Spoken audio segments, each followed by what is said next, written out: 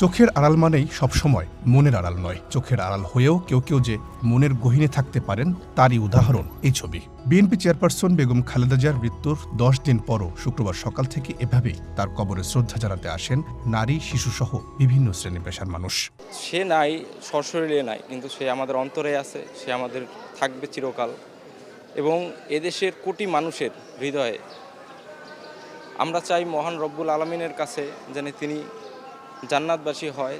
উনি ভালো লোক আছিলেন বলেই এই দেশের লক্ষ লক্ষ লোকে তার জানাজার নামাজে শরীক হয়েছে এবং আজ 10 দিন যাবৎ ওনার মাজারে সবাই ফাতাহা শরীফ, দুরূদ শরীফ পড়তেছে।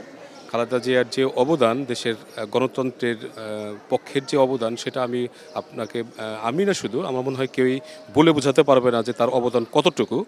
তো শুধু যদি আমি এক কথাই বলি যে আমরা যারা আছি বা আমরা যারা এখনো থাকবো, তার এই অবদানের কথা কোনোদিনও ভুলতে পারবো না। মাকে নিয়ে আসতে পেরেছি, এটা আমার কাছে অনেক আনন্দদায়ক। এবং দ্বিতীয়ত মনে অনেক গভীর শোকাহত রয়েছে আমার মনে, যে আমাদের প্রিয় দেশনেত্রী সাবেক প্রধানমন্ত্রী বেগম খালেদা জিয়া, তিনি ছিলেন আমাদের দেশের একজন গুরুত্বপূর্ণ একজন নেত্রী। ছুটির দিনে পরিবার পরিজন নিয়ে শ্রদ্ধা জানাতে আসা এসব মানুষ বলছেন, খালেদা জিয়ার মৃত্যুর মধ্য দিয়ে বাংলাদেশের রাজনীতিতে এক মহাকাব্যের সমাপ্তি হয়েছে। তাদের মতে বিএনপি চেয়ারপারসনের মৃত্যু দেশের রাজনীতিতে যে শূন্যতা তৈরি করেছে তা কখনোই পূরণ হওয়ার নয়। তার মৃত্যুর সময় শুনে মনে হয় দেশটা একবারে নড়াগাড়ে গেল। কারণ তিনি আসিল দেশের মাটি, দেশের মানুষকে এত বেশি ভালোবাসতো যে তার কথা শুনে মনে হয় আসমান না জমিন আমি কোনে আমি নিজেও বুঝতে পারি না। খালেদা জিয়ার কবর দেখতে আর ওনার জন্য একটু দোয়া করতে, যাতে উনি জান্নাতবাসী হতে পারেন। আমি ওনাকে অনেক পছন্দ করি, আমি ওনার জানাজাতে আসছি আর বিভিন্ন কার্যক্রমে তো আমি ছিলাম। আমি যখন উনি মারা যায় তখন আমি ঘরে বসে করতে পারি নাই। ওনাকে আমি ছোটবেলা থেকে ওনাকে আমি ভালোবাসি। সামাজিক সংগঠনের পাশাপাশি এদিন বেগম জিয়ার কবরে শ্রদ্ধা জানাতে আসেন শ্রমজীবী মানুষও। ফুল দিয়ে শ্রদ্ধা জানিয়ে কবর জিয়ারত করেন তারা। আমরা হলাম জেনজেট, তো আমাদের প্রজন্মকে আমি জানাতে চাচ্ছি যে আমি এখানে আজকে বর্তমানে এসেছিল তাকে শ্রদ্ধা জানাতে।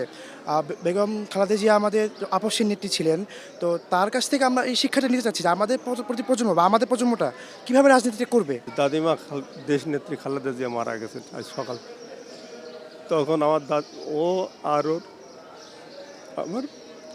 আমার মা আর আমার মেয়ে দুইজন চলা কি হয়ে গেল সেটা যাক আল্লাহ। তার যে অপূর্ণতা আমরা এটা বাংলাদেশের মানুষ, খালি আমাদের বিএনপির না, হোল বাংলাদেশের মানুষ অনেক মিস করতেছে। সে থাকলে আরও বাংলাদেশে আরও আপগ্রেড হইতো, সে পরামর্শ দিত। দলগতভাবে আনুষ্ঠানিক কর্মসূচি না থাকলেও এদিন নেতাকর্মীদের নিয়ে বিএনপি নেত্রীর কবরে শ্রদ্ধা জানাতে আসেন দলটির স্থায়ী কমিটির সদস্য নজরুল ইসলাম খান। নির্বাচন সুষ্ঠু হওয়ার জন্য আইন শৃঙ্খলা পরিস্থিতি স্থিতিশীল হওয়া, উন্নত হওয়াটা তো গুরুত্বপূর্ণ ব্যাপার, কোনো সন্দেহ নাই।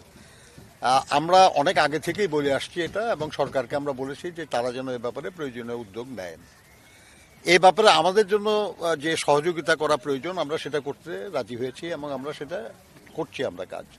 আমরা এমন কিছু করছি না যাতে নির্বাচনের আগে কোনো আইন শৃঙ্খলা পরিস্থিতির সৃষ্টি হয়, কিন্তু দৈনন্দিন আইন শৃঙ্খলা পরিস্থিতি রক্ষার দায়িত্ব তো সরকারের।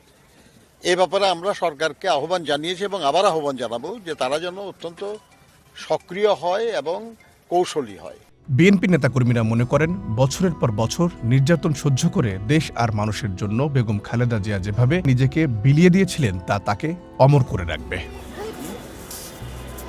রহিম রুমন, ওয়ান নিউজ, ঢাকা।